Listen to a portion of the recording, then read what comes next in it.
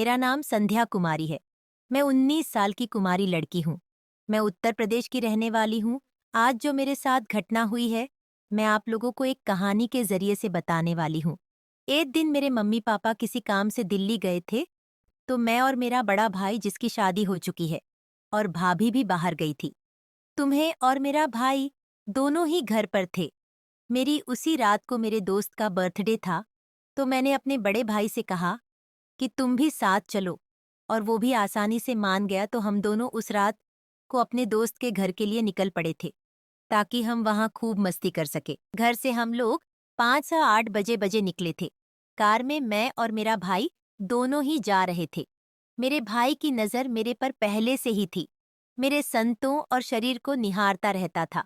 जब से जवान हुई तब से ही उनकी आंखें मेरे ऊपर हमेशा रही हैं।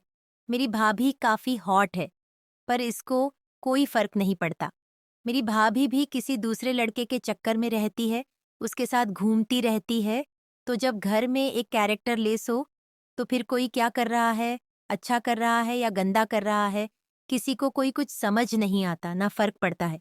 मेरी मम्मी भी कभी मेरी सपोर्ट नहीं करती, क्योंकि वो खुद ही पैसों के लिए किसी के साथ भी सब कुछ करने के लिए तैयार हो जाते हैं।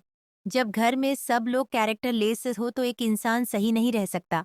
मैं उसी में से थी। मैं कोशिश करती थी मैं ऐसा कुछ भी नहीं करूं जिससे मेरी इज्जत पर आना चाहे। इस वजह से मैंने कभी किसी बॉयफ्रेंड लड़के के चक्कर में नहीं पड़ी। तो आपको समझ आ गया कि मेरा परिवार कैसा है। ऐसे में जब अकेला इंसान हो और उसके साथ एक लड़की हो, अंधेरी रात हो, सुनसान जगह पर कोहरा हो, तो बातें और भी आसान हो जाती है। वही मेरे साथ भी हुआ है। बजे के करीब हम लोग यमुना के किनारे वे पर थे। 1 घंटा चलने के बाद आगे जाकर काफी कोहरा हो गया था। तो भैया बोले कि कोहरे ज्यादा हो रहा है और हवा भी चल रही है, तो अगर थोड़ा देर रुक जाएंगे तो हवा कोहरे को उड़ा ले जाएगी।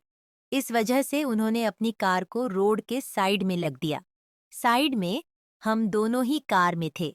हम लोग रास्ता साफ होने का इंतजार कर रहे थे। क्योंकि हवा चल रही थी, तभी पापा भैया लगे कि संध्या तुम बहुत खूबसूरत और होच हो। तुम्हारी भाभी मुझे उतना प्यार नहीं कर पा रही है, क्योंकि वो किसी और के चक्कर में रहती है।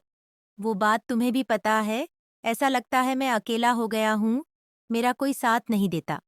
आजकल जमाना बदल गया है, रिश्ते फर्क। जवान हो गई हो, मुझे लगता है कि हम दोनों को एक दोस्त की तरह आप रहना चाहिए। मुझे पता है तुम्हें भी जेब खर्च और पैसे की बहुत ज्यादा जरूरत है, पर उतना तुम्हें नहीं हो पाता जितना होना चाहिए। नॉइस तुम्हारे दोस्त रोज नए नए कपड़े पहनते हैं, ब्रांडेड जूते चप्पल पहनते हैं, पर कई बार मैं देखता हूँ कि तुम वैसे नहीं पहन पाती हो जैसा तुम्हें पहनना चाहिए। मुझे पता है तुम्हें अभी नौकरी करने के समय है, तो अगर तुम मेरी एक अच्छी दोस्त बन जाती हो बहन से ऊपर,